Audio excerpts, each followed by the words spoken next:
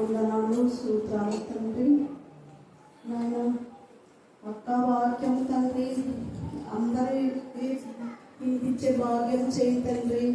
నాయన పరిశుద్ధులు పరిశుద్ధులు పరిశుద్ధులు నాయన తండ్రి. మీరు టీచర్కి నాయన మీ గాయపన్నాస్తంతో ముట్టు స్వచ్ఛపరచు తండ్రి. నాయన తండ్రి ఆమెకి ఏం కాయలో నాయన అది నీకే తెలుసు తండ్రి. నాయన నువ్వు బాగా చేస్తున్నామని మేము నమ్ముచున్నాం తండ్రి. నాయన తండ్రి ఆయన బాధ ఏమో ఆయన రోదన ఏదో తండ్రి తీసేయమని అడుగుచున్నాం తండ్రి. నాయన మా ప్రార్థన ఆలయించు తండ్రి.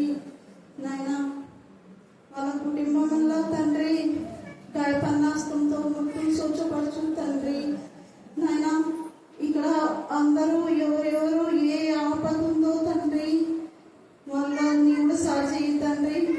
తండ్రి నాయన ఏ బాధతో వచ్చినారో వాళ్ళు ఏ రోగంతో వచ్చినారో నైనా పేరు పేరున నెంబరేసుకో తండ్రి. పరిశుద్ధుడు పరిశుద్ధుడు పరిశుద్ధుడు మా నాయన. నాయన ఆ ఇలా కుటుంబాన్ని కూడా నైనా ముట్టు స్వచ్ఛపరచు తండ్రి. తండ్రి చిన్న బిడ్డల ఆరోగ్యం తండ్రి. నాయన అవి మాత్రం కూడా నైనా ఏ బాధ ఉందో ఏ నొప్పిందో నైనా అని గాయపన్నాస్తంతో ముట్టు నాయన తండ్రి.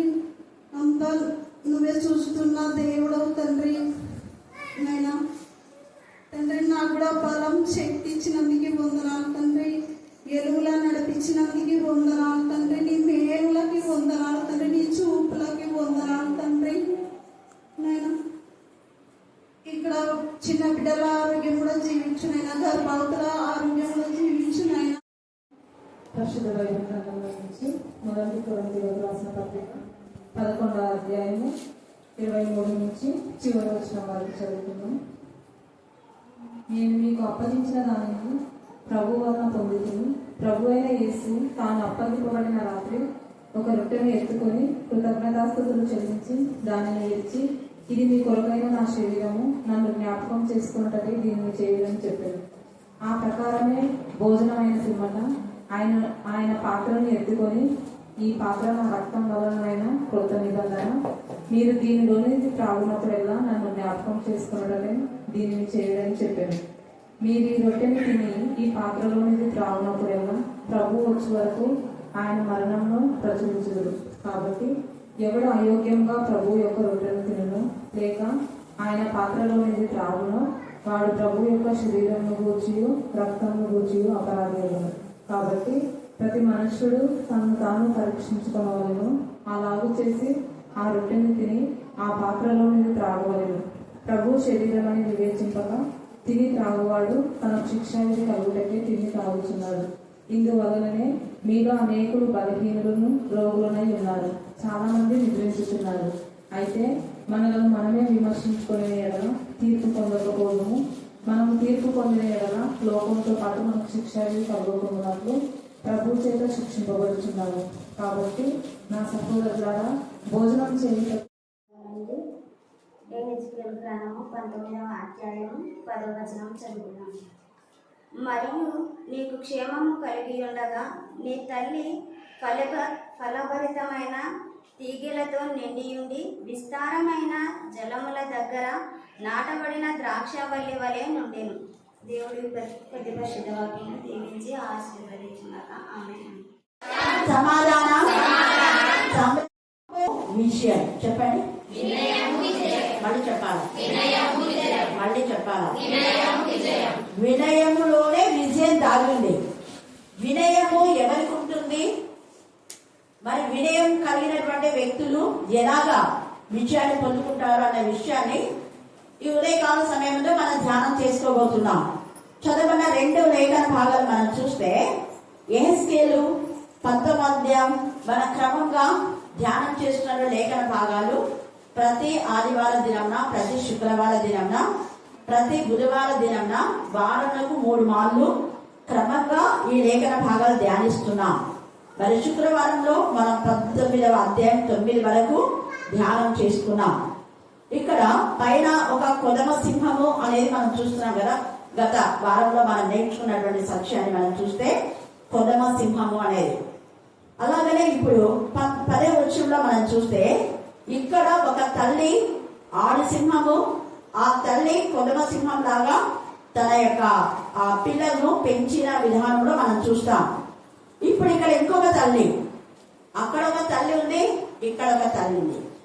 ఏ తల్లులాగా మనం ఉన్నామనేది మన ఆత్మ పరిశీలన వాక్యం అయిపోయిన తర్వాత చేసుకోవాలి. ఇక్కడ కూడా ఒక తల్లి ఉంది. 10వ వచనం చదవండి. మరియు నీకు క్షేమము కలిగి ఉండగా నీ తల్లి ఫలభరితమై తీగలతో నిండి ఉండి విస్తారమైన జలముల దగ్గర నాటబడిన ద్రాక్షవల్లి వలె ఉండే తల్లులు.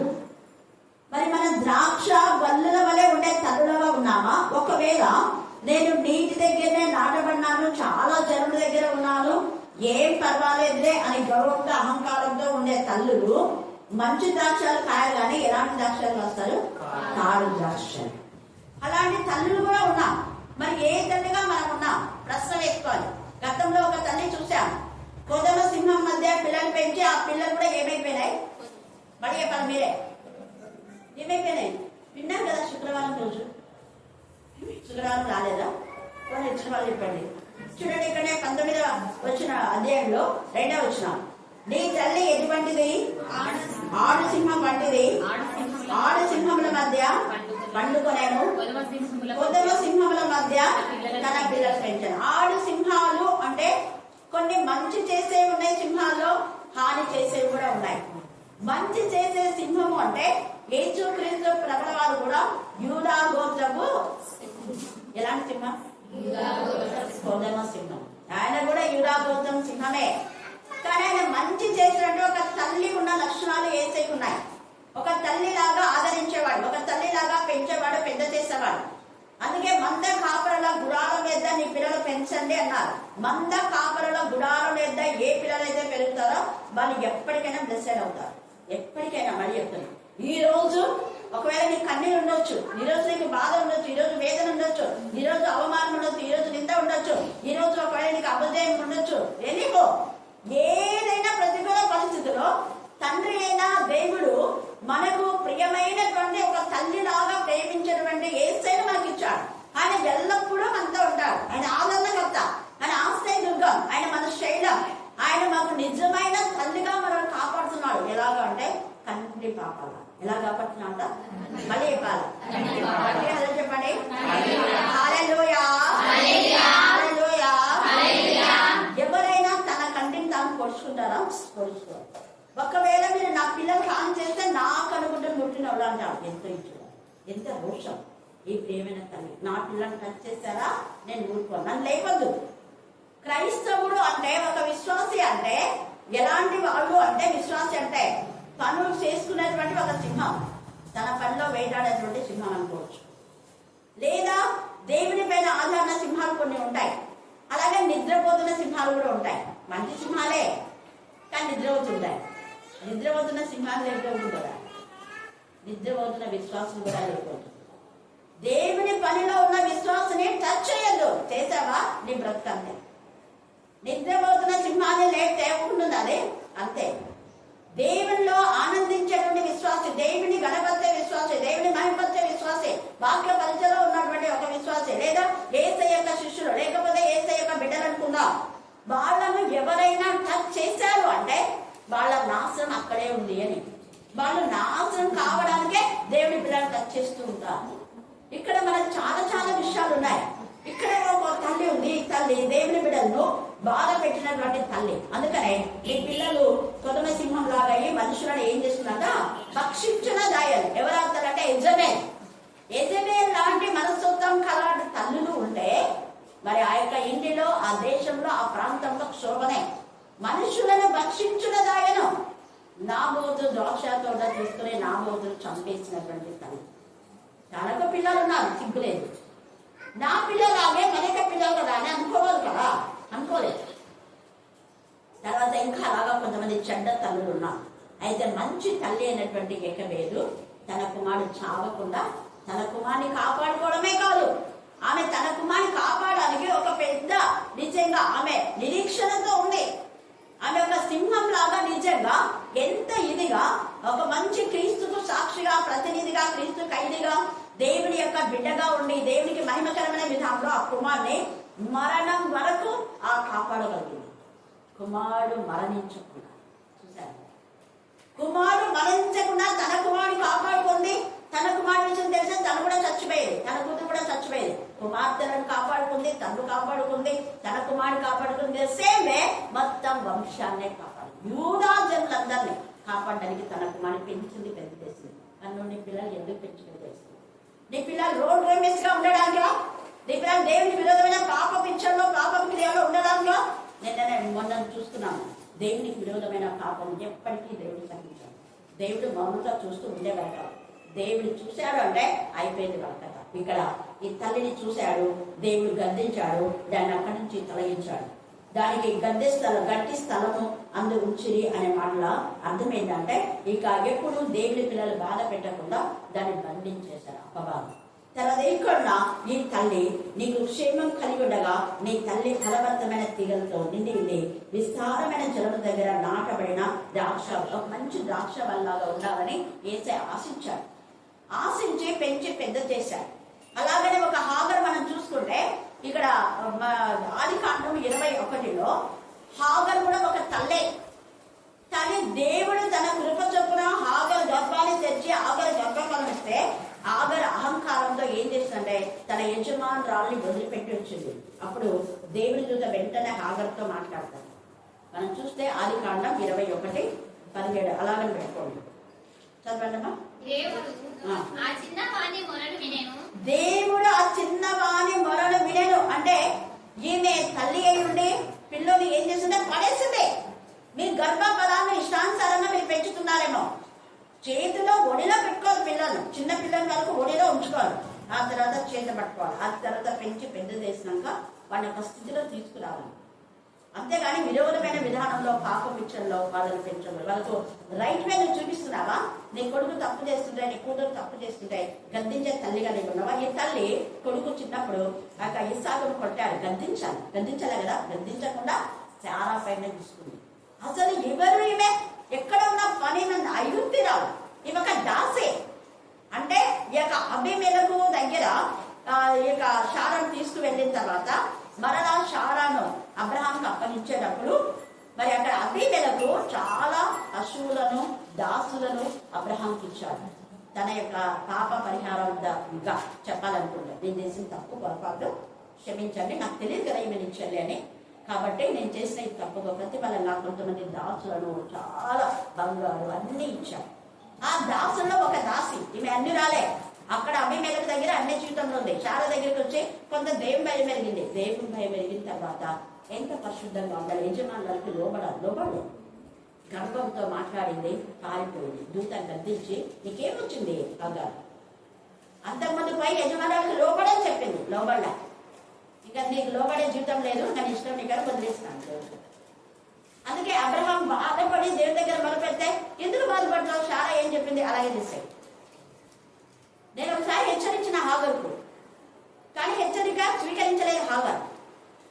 తను ఇష్టానుసారంగా జీవించాలనుకుంది, వదిలేసాయి. హాగర్ ఏం చెప్పి హాగరు ఏం చేయమని చాలా చెప్తుందో అలాగే చేయి. అరణ్యంలో వదిలి రమ్మంటుంది తండ్రి అనే దేవం, సరే వదిలేసాయి. ఉంగిపోయారు అబ్రహాం అన్నిటికీ దేవుడి గురించి ఏం పర్వాలేదు, వాడిని కూడా నేను కొంచెం చేస్తాను. వాళ్ళలో కూడా కొంతమంది రాజులు వస్తారు, నిన్ను బట్టి నేను ఆశీర్వదిస్తాను హాగర్. అందుకనే ఆ చిన్నవాడు అబ్రహాము కుమారుడు బట్టి హాగర్ మొర వినలేదు. అక్కడ ఎవరి మొర విన్నాడు దేవుడు? అండర్లైన్ చేసుకోండి. హాగరు మొరను వినలేదు, చిన్నవాని మొర విన్నాడు. కారణం చిన్నవాడు అబ్రహాము యొక్క సంతతి. అబ్రహాము ఆశీర్వదించబడినవాడు. ఆశీర్వదించబడిన గుంపులో నువ్వు ఉండే నీకు ఆశీర్వాదం, లేకపోతే ఈ రోజు ఆశీర్వాదం మళ్ళా కాకపోతే ఎట్టిపోయిందని వచ్చి ఉంటుంది. ఇశ్రాయేలుకు మాంసం దొరికింది, ఆ మాంసం ద్వారా ఏమి వాళ్ళకు సంతోషం లేదు, నెమ్మది లేదు. అందుకని ఆ పరిస్థితి నుంచి మనం విడుదల పొందాలి. ఈ సమయంలో ఈ తల్లి నిజంగా ఎంత చక్కగా అక్కడ ద్రాక్ష వల్లిలాగా ఉండిందామే. శారా దగ్గర, అబ్రహాం దగ్గర ఏం తప్పలేదు కదా. ఎంత మంచి జీవితం దేవుడిస్తే దేవుడి యొక్క మరి ఆ యొక్క యజమానురాలు పైననే మరి బాధగా గర్వంగా మాట్లాడి దేవుడి రూపాల వదిలేశాడు అన్నాడు. ఇప్పుడు హాగర్ పశ్చాత్తాపడుతుంది. ఎప్పుడైతే కొడుకు చావు బతుకలు నాకు ఉందో అప్పుడు తన తప్పు తెలుస్తుంది. అప్పటికే ఎంతో దూరం వచ్చేసింది. ఇంకా మళ్ళీ వెనక్కి పోవాలంటే చచ్చిపోతాడు కొడుకు. వెనక నుయ్యి ముందు గొయ్యి లాగుతే పరిస్థితి. ముందు చూస్తేనేమో సుదూర ప్రాంతంలో ఎక్కడ నీళ్ళు లేదు, నివాస గృహాలు లేవు. అది బాధతో కుంగిపోయింది.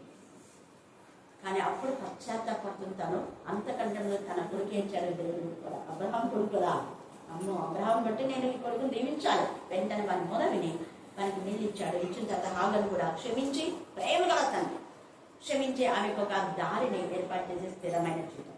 దారి తెన్ను లేని విధానంలో ఆమె దేవునికి విధేయత చూపింది, విజయం వచ్చింది.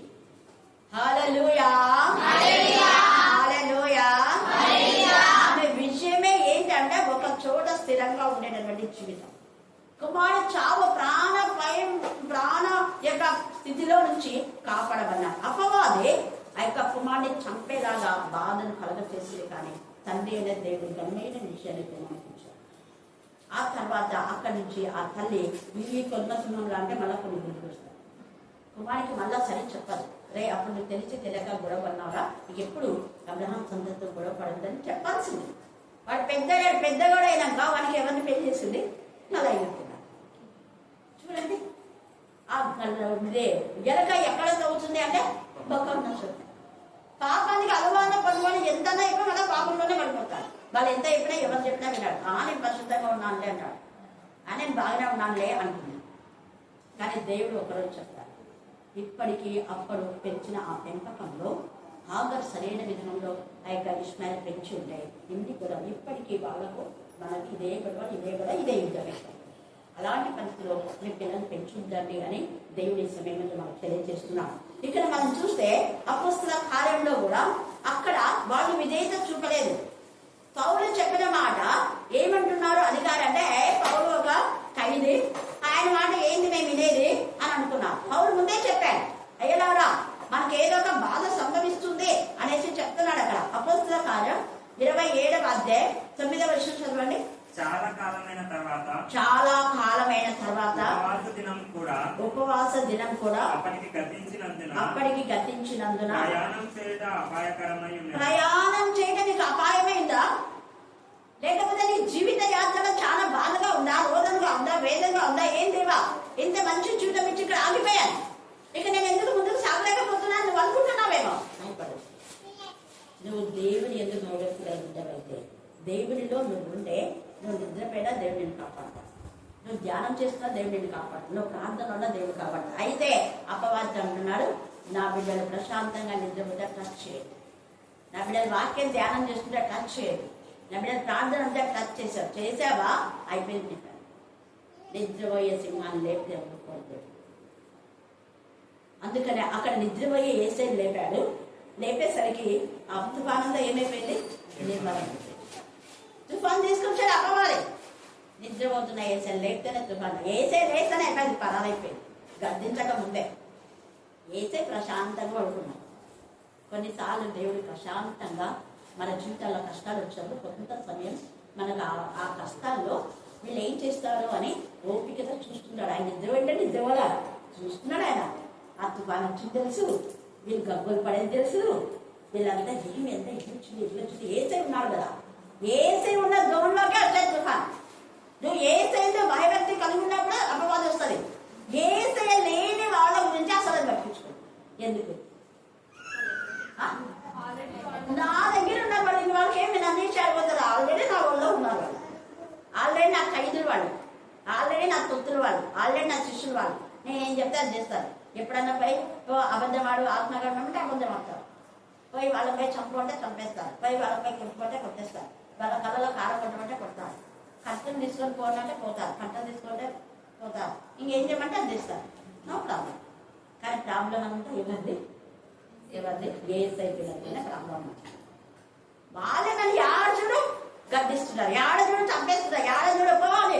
నేను నరకంలో నుంచి కొంచెం వచ్చి మళ్ళా పైన ఫ్రీగా తిరుగుదామంటే మళ్ళా నజరేన వేసినామంటారు, మళ్ళీ గద్దిస్తారు. చేస్తారు, మళ్ళా సంఖ్యలు వేస్తారు, మళ్ళా అగ్నిగుండంలో పడేస్తారు. ఇదే జరిపింది నాకు అర్థం తప్పించలేదు. అసలు నిద్ర లేదు. వాళ్ళు నిద్ర చదువుతున్నారు దేవుడు. దీనికి నిద్ర లేదు. నిద్ర లేకుండా ఒకటే ఎడుపు, ఒకటే మూల, ఒకటే పళ్ళు కొరకడం, ఒకటే ఒకరినొకరు రట్టుకోవడం. అక్కడ వాళ్ళందరికీ ఇది అధికారి కదా లూసిఫర్ నరకంలో. ఏమి ఇలాగే మనం తీసుకొచ్చా? ఏం తీసుకొచ్చినా నేను చెప్పండి. ఒకరినొకరు పోసుకోండి, ఒకరినొకరు పళ్ళు ఊరుకోండి, ఒకరినొకరు కారం మీద ఊరుకోండి. నాకేమి బాగా చిందులేస్తుంది. నేను తెచ్చింది అందుకు. ఇక్కడ మీరు ఒకరికొకరు కత్తులు కడాలతో ఆడు చేసినారు. ఇక్కడ మీకు ఏం లేదు, మీకు గోధులు ఉంటాయి, పెద్ద గోధులు ఉంటాయి.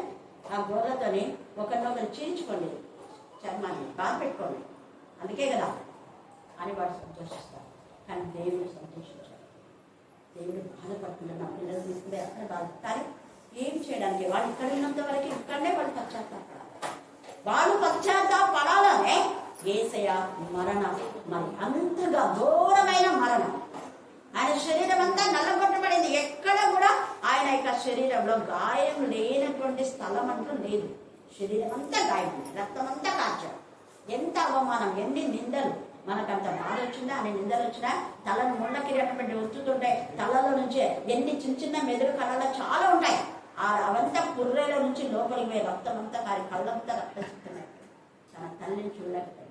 తన దగ్గర యోహాను కూడా ఆ కళ్ళతోనే రక్తం కళ్ళతోనే చూసి ఇదిగో నీ తల్లి, ఇదిగో నీ కుమారుడు. అంత బాధలో కూడా దొంగ మాట్లాడగానే ఆ దొంగ వైపు చూసి నేనే నాతో కాదు, చావు బతుల మధ్య ఉండి ఒక దొంగను కాపాడడానికి ఇష్టపడాలి. ఈ యొక్క మరి ఉదయకాల సమయం అంటే నేను కాపాడి ఇష్టపడతాను. ఇక్కడ ఈ యొక్క అపోస్తలుడైన పౌలు చెప్పినా వాళ్ళు విన్నారు. ఎంత చెప్తాడు అక్కడ వాళ్ళంతా ప్రయాణం ఎంత కష్టమేమో ప్రయాణము అనుకుంటున్నావు. కానీ ప్రయాణం కష్టం కాదు. నువ్వు దేనిపైన ఆధారపడితే ఎన్ని కష్టాలు, ఎన్ని ముళ్ళు ఉన్నా, ఎన్ని రాళ్ళున్నా, ఎన్ని గచ్చపదులున్నా, ఎంత మంది విష పురుగులాగా నిన్ను టార్గెట్ చేసి బాధ పెట్టినా కూడా నువ్వు ఖచ్చితంగా గోల్దించావు. హల్లెలూయా, హల్లెలూయా, హల్లెలూయా. 14 వచనం చదవండి. 14 అపోస్తలుల కార్యం. కొంచెం సేపైన తర్వాత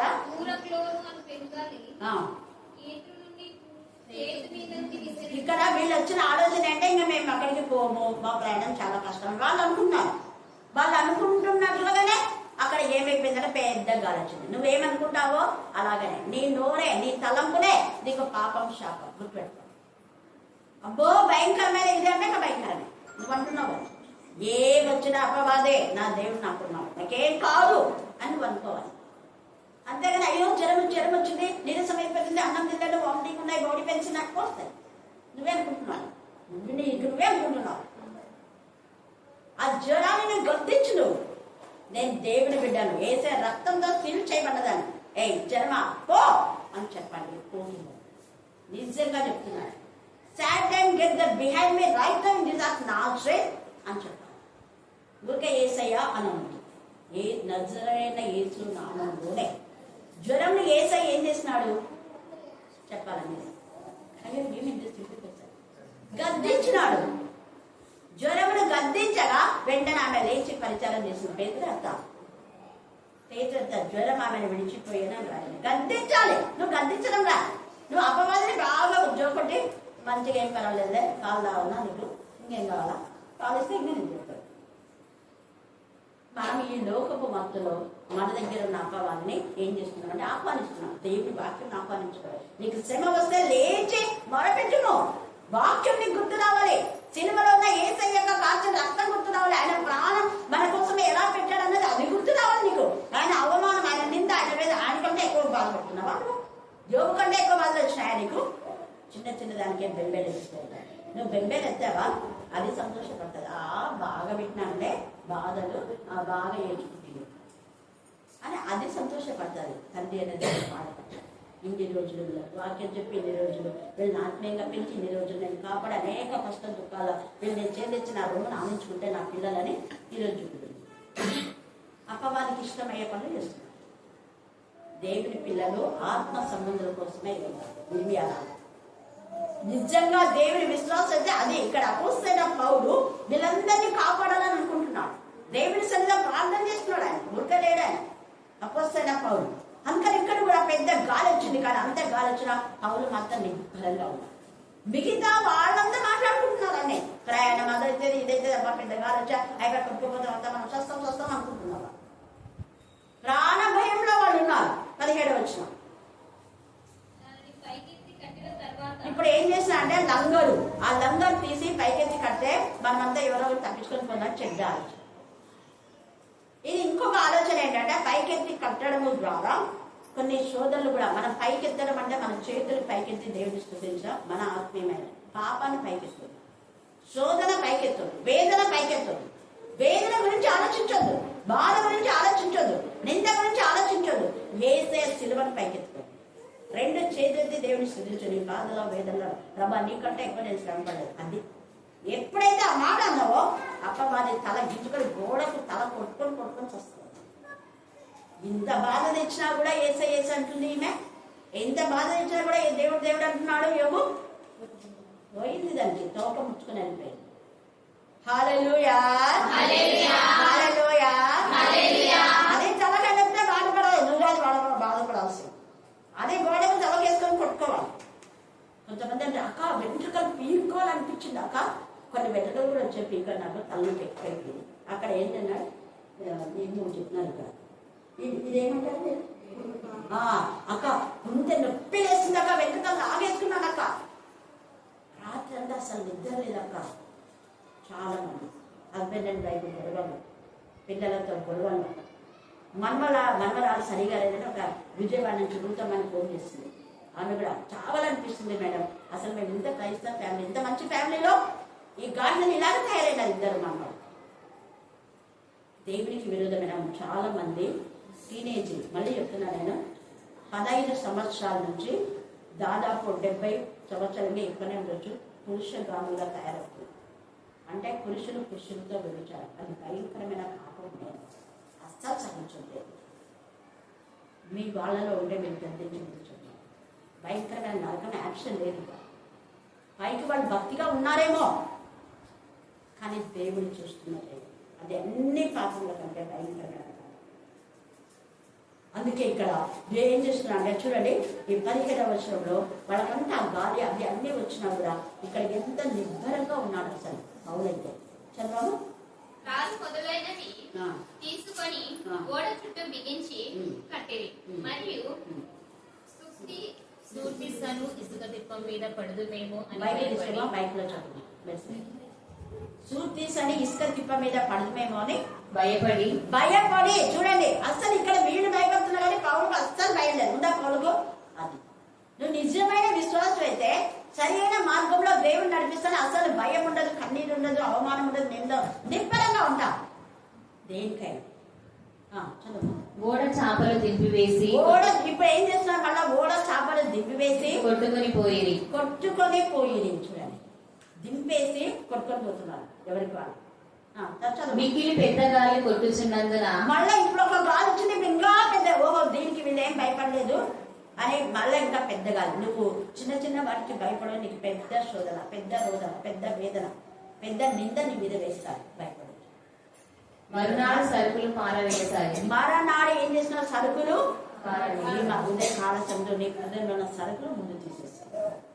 బరువైపోయింది ఆత్మ తేలిగ్గా ఉండాలి. ఐహిక సంబంధమైన విషయాల్లో బరువెక్కిపోయి అంచేస్తున్నాయి. ఆత్మీయంగా నువ్వు పైకి రాకుండా వెలుస్తున్నాయి. రోజు దేవుని సన్నిధికి రావాలని దేవుడు ఇష్టపడితే నువ్వు దేవుని సన్నిధికి రాకుండా, రోజు వాక్యం చదవకుండా, రోజు ప్రార్థన చేయకుండా, రోజు దేవుని ఆరాధించకుండా అవి అంచి వేస్తున్నాయి. బరువైపోయింది ఆత్మ. బరువైతే మునిగిపోతాం. అర్థమైంది వాళ్ళకి. ఇప్పుడు తెలివచ్చింది. అప్పటి నుంచి చెప్తున్నాడు పౌలు. విల్లా మొదటే చెప్పాడు విల్లా, ఇప్పుడు బుద్ధి వచ్చింది, ఇప్పుడు పడేస్తున్నాడు. 3వ దినమందు తమ చేతులారా ఓడ సామాగ్రి పాడవే. తమ చేతులారా ముందు చెప్తే నిన్న ఇప్పుడు చేతులారా పడేసుకున్నారు. చిగ్గొచ్చు. కొన్ని దినములు సూర్యుడైనను నక్షత్రములైనను కనబడక పెద్ద గాలి మా మీద కొట్టినందున ప్రాణములతో తప్పించుకొందుమని ఆశ బొత్తిగా పోయేది. చూడండి ఇక్కడ ఏమైంది? అప్పుడు చెప్తే వీళ్ళ ప్రాణంతో తప్పించుకుందామని ఆశనే లేదేమో నీకు. కానీ దేవుని బిడ్డల మాట ముందే ఇంటే ఉంటుంది. ఆ 27 అంతా చదువుకోండి. ఎన్నిసార్లు పేరు పౌలు చెప్పాడు, కానీ వాళ్ళు వినలేదు. వారు బహుకాలము భోజనం లేక ఉన్నందున కాలం అన్నం కూడా తినుకుంటున్నారు వాళ్ళు. అప్పుడు పౌలు ఏమంటున్నారు చూడండి, ఇది ఇది అండర్లైన్ చేసుకొని కండక్ట్ చేయండి. అయ్యలారా, మీరు నా మాట విని క్రేతు నుండి బయలుదేరి విని చూడండి, అండర్లైన్ చేసుకోండి, నా మాట విని. నువ్వు దేవుని మాట వింటున్నావా? నిర్లక్ష్య పెడుతున్నావు. నా మాట వింటే నీ ప్రయాణం సరిగా ఉంటుంది. దేవుని మాట వింటే నీ జీవితంలో సెట్ అవుతావు. దేవుని మాట నిర్లక్ష్యం చేస్తే డౌన్ అవుతుంది. నా మాట వింటే అప్పుడు నిర్లక్ష్యం పెట్టినారు వాళ్ళంతా. ఏం చేసినారు నీకేం తెలిస్తే మాకందరూ తెలుసు అన్నట్టు మాట్లాడుతున్నారు. ఇప్పుడు చావు బతుకుల మధ్య అప్పుడు పౌలు చెప్తున్నాడు. అప్పటికైనా కూడా పౌలు అసలు ఊరుకోవాల్సింది న్యాయంగా అయితే, కానీ పౌలు అప్పటికి కూడా గర్దించి హెచ్చరిస్తున్నాడు. అయ్యేలాగా ఎంత మంచిగా ఇచ్చారు, నా మాట వింటే బాగుంది కదా, ఇప్పటికైనా పర్వాలేదు. ఏమంటాడు? ఇప్పుడైనా దేవునితో మాట్లాడుతున్నాడు. ధైర్యం తెచ్చుకో. ఎప్పుడైనా విశ్వాసంలోకి రా. ఎప్పుడైనా దేవుని బిడ్డగా జీవించు. ఎప్పుడైనా దేవుని నామాన్ని గణపరచు. ఎప్పుడైనా దేవుని మహిమపరచు. ఎప్పుడైనా దేవుడు చేసేది ప్రతిదీ మన మేలు కోసమని గ్రహించాలి ముందు. ఇప్పుడైనను ధైర్యం తెచ్చుకొనని మిమ్మల్ని వేడుకొనుచున్నాను. ఓడకే గాని మీలో ఎవరి ప్రాణములకు హాని కలుగదు. ఎంత తేటగా ఓడకే గాని ఈ ఉదయ కాలంలో దేవుడితో మాట్లాడుతారు. ఓడకే గాని బాధ ఏదైనా వచ్చింది పైన మన శరీరంకే, ఈ పైన ఉన్న ఈ శరీరానికి వాడు బాధ పెట్టే ఆత్మని ఏం చేయలేడు వాడు. యోగుతో అంటాడు దేవుడు, నువ్వు ఏం చేసుకున్నావో ఏమైనా ఇస్తావో శరీరానికి, ఆత్మ టచ్ చేసావా అయిపోయింది నీ కదా, మళ్ళా పోతుంది చూడాలి నరకానికి. ఇప్పుడు ఆల్రెడీ పోయావాడా, నీదేం సాగలు, ఏదో ఒక తుత్తులాగా తిరుగుతున్నావు గాలిని. ఎంత బాగా ఇక్కడ మాట్లాడుతున్నావు. ఓడకే మీకేమి ప్రమాదం. ఓడకి రాళ్ళు పడ్డారు. అక్కడ కూడా ఒకసారి ప్రార్థన చేశాను, నిన్న కూడా చెప్పాను. ఓడలు ఉన్న వరకు క్షేమమే, రాళ్ళు ఓడకు తగ్గుతాయి. శరీరంలో మనం ఉన్నాం కాబట్టి వాడు మన శరీరంగా ఏమైనా నలగొడతాం, బాధ పెట్టారు, వాటి పని అదే. దానికి నువ్వు కృంగిపోతావా? నువ్వు ఆత్మ సంబంధివి కదా, ఆత్మకు బాధ కలగకుండా చూసుకో. ఆత్మీయంగా ఎదిగే జీవితం గురించి ఆలోచించు. ఆత్మ నరకంలో పడవేసినటువంటి దేవునికి భయపడు. ఆత్మ నరకంలో పడవేసినటువంటి గాడ్స్ వీడికి లేదు. అపవాదికి దేవుడు పడేస్తేనే అది పడాలి. దాన్నే నరకంలో పడేసినాడు దేవుడు. దానికి ఎవరిని నరకానికి పనులకి పంపించడం ఏంటి. కాకపోతే మన పాపాలు బట్టి మనం నేర్చుకుని పోయి దేవుడికి విరోధంగా నరకంలో పడవేస్తాడు దేవుడు. దేవుడికి ఒక్కడికే ఆ శక్తి ఉంది. చంపే శక్తి ఉంది ఆయనకు, జీవింపచేసే శక్తి కూడా ఆయనకు. ఎంతమంది మరణించిన వాళ్ళు మళ్ళీ బ్రతికారు. చదువు. నేను ఎవరి వాడడం, నేను ఎవరి వాడనో. దేవుని పిల్లలు అంటే ఎవరు అనుకుంటున్నారు మీరు? నేను ఎవరి వాడనో గుర్తిస్తున్నావా? నువ్వు అధికారం అనే అధికారం చూసుకొని విరమిస్తున్నావా? నేను అధికారిని, దీనిపైన నేను అధికారున్నా, నువ్వు ఒక ఖైదీవి నువ్వు నాకు చెప్పేది అని అనుకుంటున్నావా? నీ అధికారం తీసుకుపోయి తుంగలు పడేసి. ఎవరిని సేవించుచున్నాను, ఎవరిని నేను దేవుడిని ప్రేమిస్తున్నావు కాబట్టి నాకు తెలుసు. నువ్వు దేవుడిని ప్రేమిస్తే నీకు తెలుస్తాను. నువ్వు దేవుడిని ప్రేమించావు, లోకాన్ని ప్రేమిస్తావు. సైతాను ఏం చేస్తే దానికంతా బాధపడుకుంటాను వస్తాను. నీ బతుకంతా సైతాన్ని ప్రేమిస్తున్నావు. సైతాన్ని ఏం చేస్తే ఏడ్చమంటే ఏడుస్తావు, కింద పడమంటే కింద పడతావు, ఆత్మను తగ్గించమంటే తగ్గిస్తావు, ప్రార్థన పోతుంటే పోవు, వాక్యం చదువుతుంటే చదవు. నీదే నీ పని. చదువు. ఆ దేవుని దూత దేవుని దూత దేవుడు నాకు తోడుగా వచ్చాడు. ఏమనుకున్నావు? నేను ఎవరిని సేవిస్తున్నా అనుకున్నావు? రోషం కదా దేవుని బిడ్డ, నేను తగ్గించు అన్నీ ఆయన. ఆ దేవుని దూత నాతో ఉన్నాడు 24 గంటలు. ఆయన మాట్లాడుతున్నాడు. ఏమని? పౌలా భయపడకు. చూడు అక్కడ హాగర్తో కూడా, హాగర్ నీకేమొచ్చింది? చల్లే చేసావు తప్పు, ఇప్పటికైనా పర్లేదులే, నచ్చేటప్పుడు కుమారం తీసుకో. కానీ నా బహుమానం పడేయడానికి నీకేముంది? నా పిల్లలు నువ్వు ఇష్టానుసారంగా పెంచడానికి నీకెక్కడ హక్కు ఉంది? చేతిలో తీసుకో. అందులో నీళ్ళు ఉంటాను. ఒక చోటకి వెళ్ళు, నువ్వు ఎక్కడికి వెళ్ళాలనుకున్నా వెళ్ళు. అక్కడ నేను విని నేను దీవిస్తాను. తోడైందని దేవుడు వాడికి తోడైందని ఆగలికి అని చెప్పాలి. ఇందాక హారంగానే లేదు. దేవుడు ఆ చిన్న వానికి తోడు. ఇది పదే చదవడం, పదే చూచుచున్న దేవుడు హాగర్ పేరు పెట్టిందే కానీ దేవుడు మాత్రం చిన్నవానికి తోడైనాడు. చిన్నవాని ప్రార్థన విన్నాడు, చిన్నవానికి తోడైనాడు. చిన్నవాణిని బట్టే ఈమె సేవించడంలో ఉంది. హాగర్ తన గర్వం అహంకారం ఎన్నున్నా ఆ చిన్నవాణి బట్టి దేవుడు హాగర్ను కాపాడాడు. నీవు కైసరి ఎదుట నిలవవలసి ఉన్నది. ఇదిగో నీతో కూడా ఓడలో ప్రయాణం చేయవారు దేవుడు నీకు అనుగ్రహించి ఉన్నాడని. ఇది అండర్లైన్ చేసుకొని ఈరోజు ధ్యానం చేయండి. వీళ్ళని దేవుడే నీకు అనుగ్రహించాడు, మరి వాళ్ళని పోగొట్టుకుంటావా? దేవుడు నీకు అనుగ్రహించిన పిల్లలు పాపంలో పడుతుంటే చూస్తూ ఉంటావా? ఒకడు పాపంలో పడింటాడు, ఒకడు మంచుకుంటాడు అనుకో. మంచుని చూసుకొని పాపంలో పడవాలని నిర్లక్ష్యం పెడుతున్నారేమో తల్లిదండ్రులైన వాళ్ళు. మీ పిల్లలందరూ సేఫ్ లో ఉన్నారా? మీ పిల్లలందరూ క్షేమ స్థితిలో ఉన్నారా? మీ పిల్లలందరూ ఆధ్యాత్మికంగా బలపడుతున్నారా? వాళ్ళ ఆత్మీయం వల్ల నువ్వు అనుకుంటున్నావు, మందిరానికి పోతున్నా నువ్వు అనుకుంటున్నావు, ఏదో సేవ పోతున్నా నువ్వు అనుకుంటున్నావు. సేవన సేవన, సేవ వేరే సేవ వేరే. చావడానికి చావు బతుకులో సేవ చేసే వాళ్ళు కూడా ఉంటారు. తప్పుడు సేవ, తప్పుడు సలహాలు, తప్పుడు విధానంలో దేత్రేవి దేమేత్రే ఇద్దరు కూడా, ఒకరు దేవునికి ఇష్టలు, ఒకరు దేవునికి అయిష్టలు. ఇద్దరు సేవకులే, ఇద్దరు సేవకులు. అరక్షర కంచెలు కాదు, సేవకుడే వాళ్ళు కానీ కంచెలు కాదు. కంచెల గార్డెన్ చుట్టూ తిరిగితే కంచెల గార్డెన్ లాగే తయారు. చూడండి, దేవునికి ఇష్టమైన గార్డెన్గా, దేవుని ఏసైనా మోసే గార్డెన్గా ఉండాలి. కంచెల గార్డెలా మనసాక్షి గార్డెన్ పెట్టుకోవడం కాదు. ఒకప్పుడు ఆత్మీయ స్థితి ఎక్కడ ఎదిగావో ఆ స్థితిని జ్ఞాపకం చేసుకోవాలి. ఇక్కడ ఎంత చక్కగా అవుతా వీళ్ళందరూ నేను నీకు ఇచ్చారు, నాతో మాట్లాడితే నేను అదే ప్రభా వీళ్ళందరూ ఇచ్చావు, వీళ్ళని నువ్వే కావాలి. నేను చెప్పినా వినరు. పౌలు అదే అన్నాడు, ప్రభా నేను చెప్పినా వాళ్ళు ఇలా నేను నీకు అప్పగిస్తున్నాను, నువ్వేమో నాకు అప్పగించాలన్నావు, వాళ్ళు నేను నీకు అప్పగిస్తున్నాను, నీ ఇష్టం చదువు. కాబట్టి అయ్యలారా ధైర్యం తెచ్చుకొనుడి, నాతో దూత చెప్పిన ప్రకారము జరుగునని, నేను దేవుని నమ్ముచున్నాను. అదే నేను దేవుని నమ్మి మాట చెప్తున్నా. మీలో ఎవరికి హాని జరగదు కాక జరగదు కాన్ఫిడెన్స్ గా చెప్పేశారు. వాడు తర్వాత క్షేమ స్థితిలో పోతారు. మీరు అదంతా చదవని, ఇప్పుడు టైం లేదు. 91లో కూడా దూత మన పాదంలో రాయి తగలకుండా కాపాడతారు. తర్వాత కీర్తన 3:3 చదవండి. దావీదు రాసిన కీర్తన 3:3 అదే మనకైన కేడంగా ఉన్నాడు. మన అతిశయాస్పదము ఆయనే. ఆయన అతిశయాస్పదంగా ఉండ చిన్న చిన్న దానికి ఎందుకు బెబ్బలేదు అంటున్నాడు. తర్వాత 25 కీర్తన 20వ అధ్యాయము 5వ వచనం మళ్ళీ చదువుకోండి. కంట నీ రక్షణ బట్టి అదే రక్షణ బట్టే విజయోత్సవం. రక్షణ అంటే ఇక్కడ విధేయత, వినయం. ఆ యొక్క అధికారి చూసుకొని, అధికారాన్ని చూసుకొని రెచ్చిపోయాడు. పౌలు మాట వినలా, వినయంగా వినింటే ఎంత బాగుంటా. వినయమే విజయం ఇస్తుంది, అందుకే చెప్పారు. పౌలు దేవుని మాట విన్నాడు కాబట్టి విజయం వచ్చింది. అక్కడ ఏ విజయం? మరణంలో నుంచి దేవుడిలోకి వచ్చింది. మరణ బంధకాల నుంచి తప్పించబన్నాడు, చావు బ్రతకల నుంచి తప్పించబన్నాడు, కాపాడబన్నాడు. కారణం దేవుని మాట విధేయత చూపుతాయి. దేవుని బిడ్డల మాటకు విధేయత చూపుతాయి. విధేయత చూపిస్తున్నావా, నిర్లక్ష్యం చేస్తున్నావా? ఇక్కడ నీవే నా రక్షణ బట్టే నాకు విజయం. ఎంత తేలిగా మాట్లాడుతున్నావు. కీర్తన 91లో కూడా దూతలు చదువుకున్నాం కదా. 41:12 చదవండి. కీర్తన 41:12 నా యథార్థతను బట్టి నీవు నన్ను ఉద్ధరించుచున్నావు. ఇది అండర్లైన్ చేసుకోండి. నువ్వు నిజంగా యథార్థంగా ఉంటే, నీ ఆలోచనలు, నీ చూపులు, నీ చేతులు పరిశుద్ధంగా యథార్థంగా ఉంటే ఖచ్చితంగా దేవుని చేస్తాను.